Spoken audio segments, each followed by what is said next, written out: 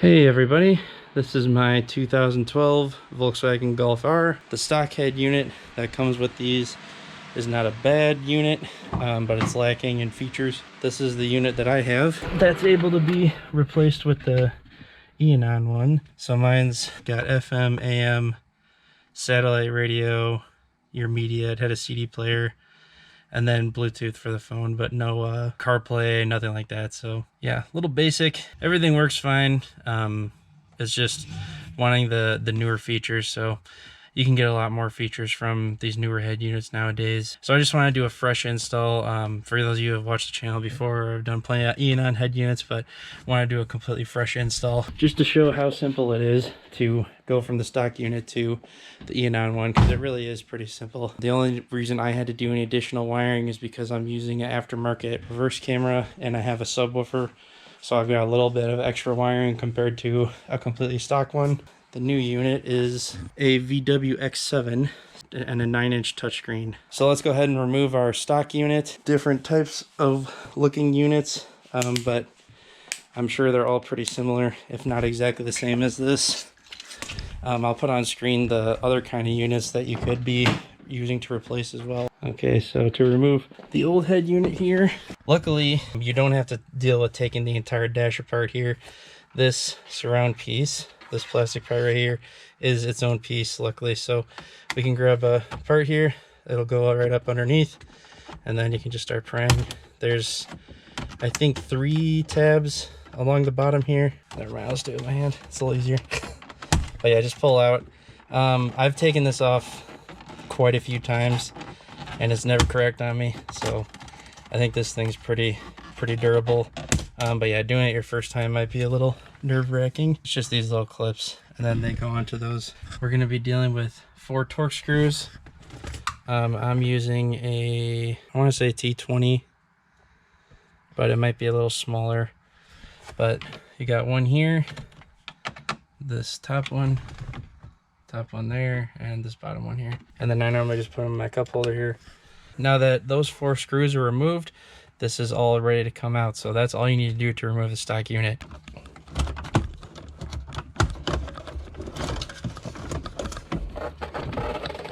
Okay, so there's that out. So you can see just how monster this thing is. These stock units are just really big. I put in Dynaudio speakers aftermarket, so they didn't come with Dynaudio in my car, but because typically that amplifier I think is under the seat, at least that's how it is in my Audi. But regardless, this Eonon head unit works with Dynaudio speakers and the stock speakers that I had originally, so it works with any of those kind of head units. So the only thing that it doesn't retain is the stock microphone, so you will lose access to that. But it comes with an external microphone, and there's a microphone on the front of the display as well. So you still have plenty of microphone capability, but you will lose access to the OEM mic. So to remove this is your OEM mic connection. So this is just going to live in the back behind everything. So that's how that comes out. So this is from subwoofer that's in the back, so this box will not be here when you take yours out. That's an additional thing that I have. You'll just have all your cabling coming into the stereo here. So this is your radio antenna here. There's a button underneath to push up and then pull out. There's the button underneath. Same thing, you got the white clip that pushes in and out, and then you use that to push it down and pull it out. And on this guy, these have a big pull tab that you pull up, and then when you pull it up, it pushes it out of the head unit. So that's all you have to do with that, and then this big dog is officially removed. So yeah, this thing is pretty large. It's got to be at least probably 10 pounds, so you're getting a little bit of weight savings there. And then in my car specifically, I've got USB plugs down here that I use then to plug into the Eonon head unit. So those will all go there. I'll leave a link to these in the description if you want to get these little USB plugs for your car too. So this is their packaging here, and it's fitted on both sides, so that thing's not moving anywhere. And then here's all your wiring, and that's it. So No extra BS with the box. You just get exactly what you need. Nothing to confuse anybody. So this is going to be all of your wiring. So it comes with a reverse camera, which is nice. I've already got one in there, but I'll link a couple of videos where we install these cameras as well, so you can see exactly how to install it. It's super easy. It's literally 2 connections to the head unit. Is your manuals, and this is all of your cabling. So it looks a little daunting in the beginning for sure, but don't be worried, it's really not that bad. Here's our user manuals. We got everything color, tells you how to do everything, how to connect a sub, backup camera, all that good stuff. This is one I like because it shows you what everything does exactly. So here's a layout of everything that it comes with. Shows you all the cables, what they do, what plugs they go into, your wiring diagram, and what they do. So literally everything. You cannot mess this thing up. And then this shows you all the pinout of the exact wiring. Tells you what everything does. It's very straight to the point. So on the back here, you've got your main power harness, and then as well as all your accessory plugs. So this is going to be your USB, reverse camera, etc. Then you've got an antenna, and it comes with the correct antenna adapter to adapt to this head unit. And then this one here is for your GPS antenna. So this is going to be like a little BNC plug that you screw on there. And then you've got touch buttons for power, home, back, volume down, volume up. You've got a reset hard button. If anything goes wrong for whatever reason, you can put a pin in there and hold and reset, so you can fully reset the system. And then this is your internal mic. And like I said, it also does come with an external 3.5mm microphone. So the first thing out of your bag here is going to be that little BNC for your GPS connection. I've already got one ran from one of their previous units, so I'm going to go ahead and leave mine up there. So my GPS is here, but yeah, that's all you have to do. So I ran mine up underneath my dash and then ran it on the side here, up and to the top.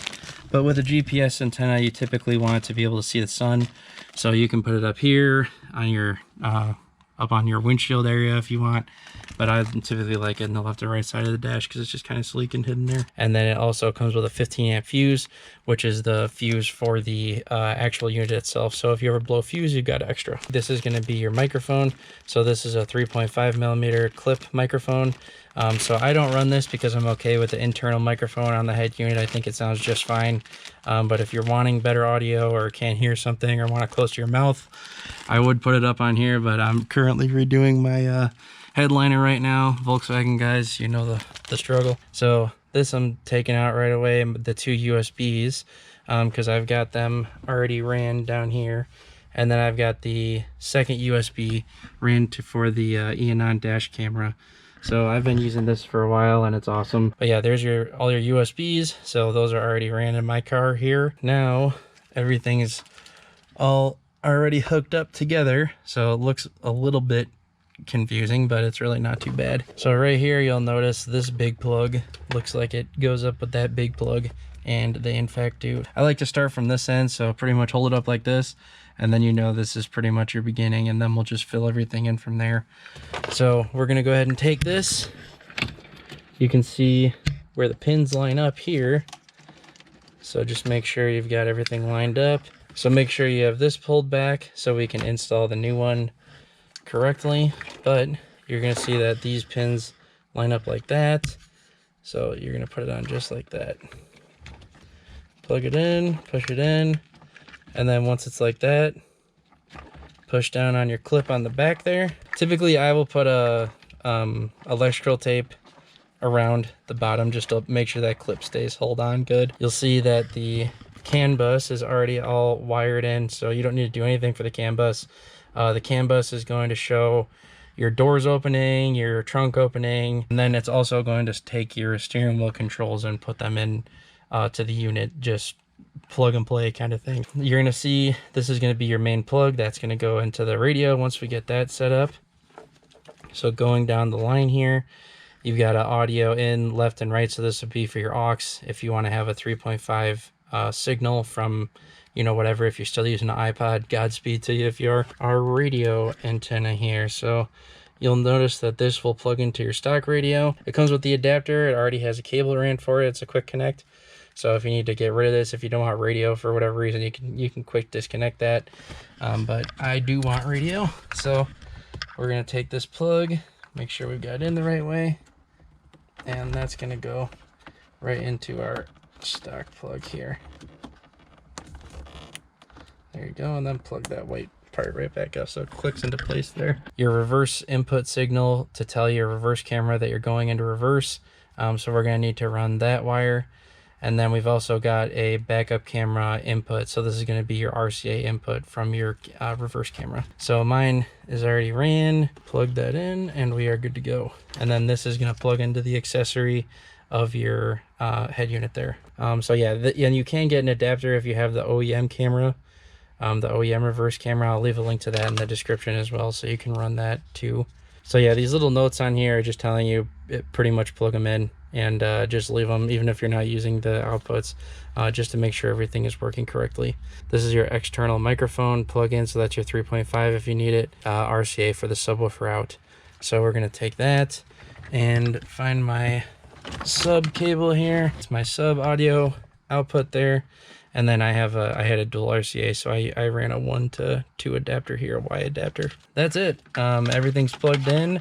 Now we're just gonna go through and plug everything into the actual unit. Once we're looking at this, you're pretty much going to see that all these accessory plugs only fit in one way here. So there is a clip on these, a small one.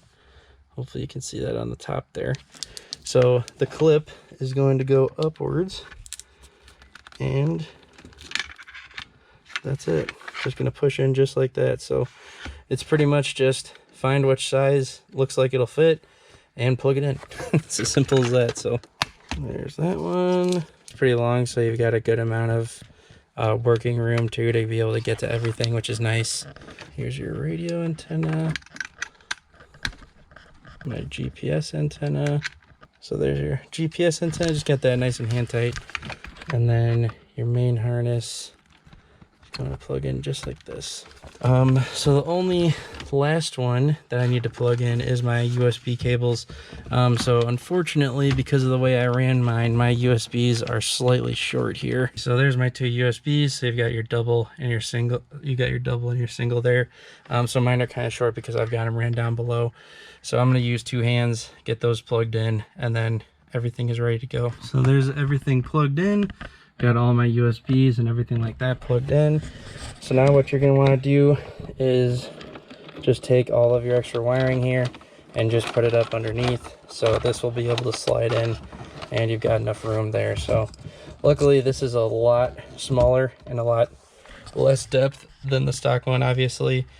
So you don't have to worry about having all that cabling back there because it'll still fit regardless. So as you can see, here's our new finish. Looking very sleek, looking very upgraded and updated. So before we actually screw it in, let's just go ahead and check some basic functionality.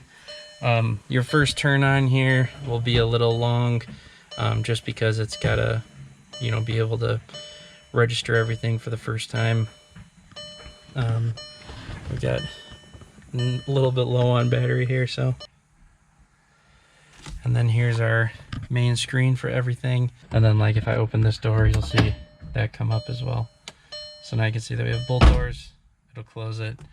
It is showing that my hood's up, but I have a carbon hood with some weirdness going on up there. So don't blame it too much for getting that a little messed up. But then you've got your steering wheel controls. Everything's working as it should. Hopefully you can see that there.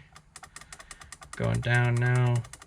So yeah, everything's working really good. And like I said, this was just plugging it in. I didn't mess with anything. It's just literally plugged it in and it was ready to go. So that's kind of a nice feature in my opinion.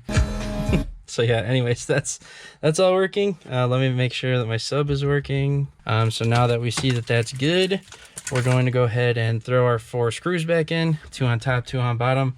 And then I'll get my phone, we'll hook up to CarPlay and check out all the settings that this thing has to offer. But this is how your reverse camera will look. If you just stick with auto, the actual Eonon camera will come up no problem. That'll be no problem at all. But if you have a European reverse camera, it might be different. Mine is from China, so I have an NTSC. So, but yeah, it's whatever. They all worked and it all came up correctly there. So, and then when you go out of reverse, it's just going to go back to the last thing that you were on. So if I go back into reverse, That's how fast it'll come up there. So if I had the parking sensors, they would show up. I do not have those sensors, so if you want to turn that off, you can just hit that. So the last thing we're going to do here, after we put our 4 screws on, is put our trim piece back on here.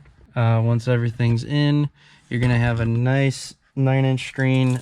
Definitely worth it. It has a dim on and off, so you can see when my lights go on, it dims. When you turn it off, it comes back up. So this is your stock page. Everything's going to look just like this when you turn yours on.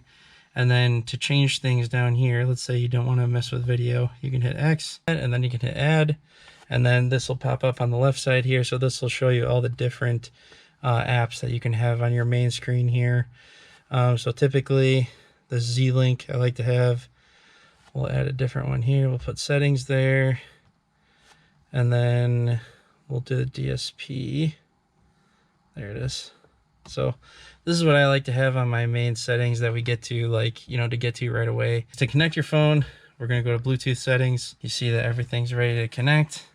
So open your phone, go to settings, Bluetooth, Eonon Volkswagen,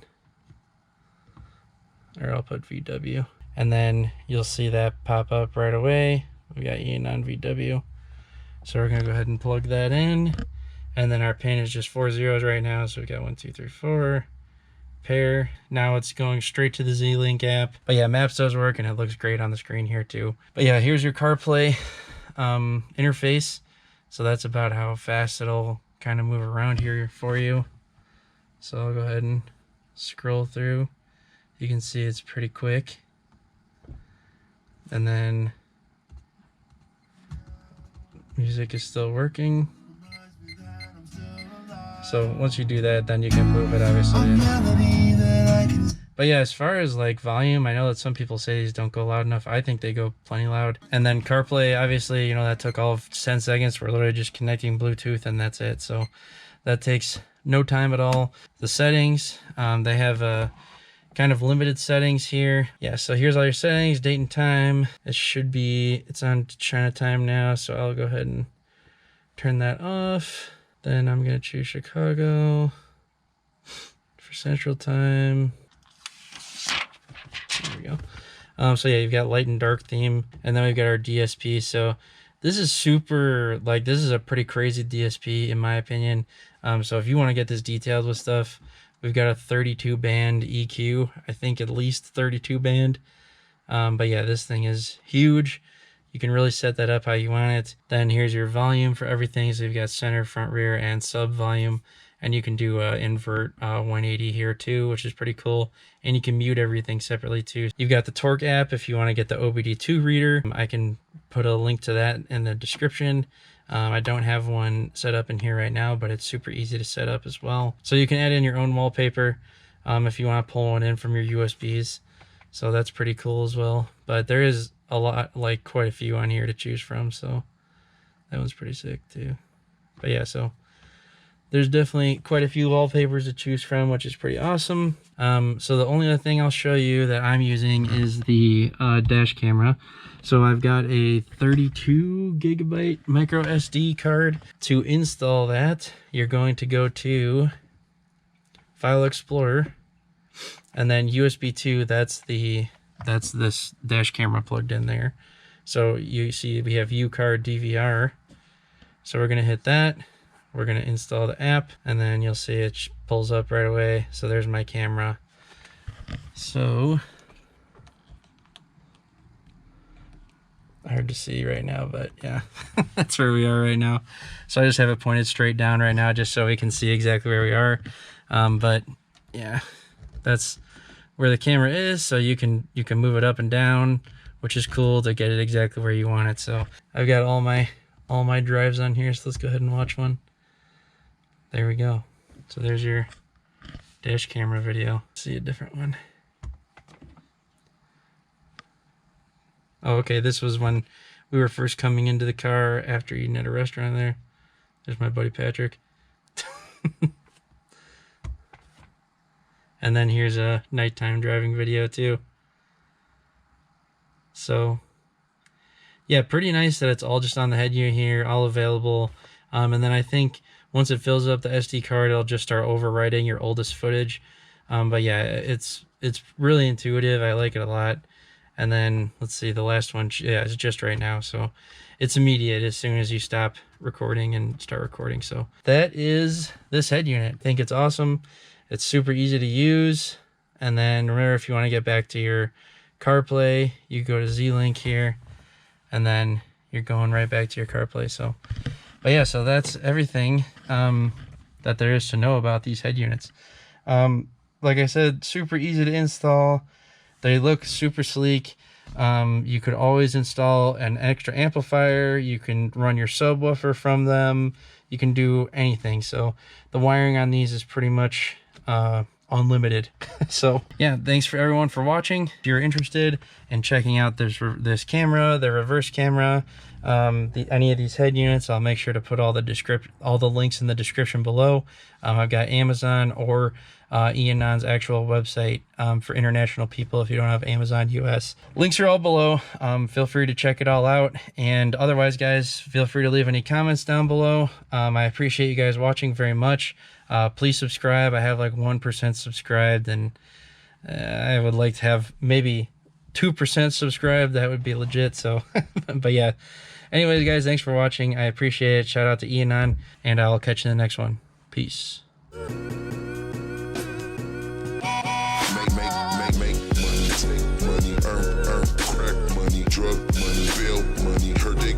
Life for me, how they got life for me when they took that from me. Since I had my nose, yeah.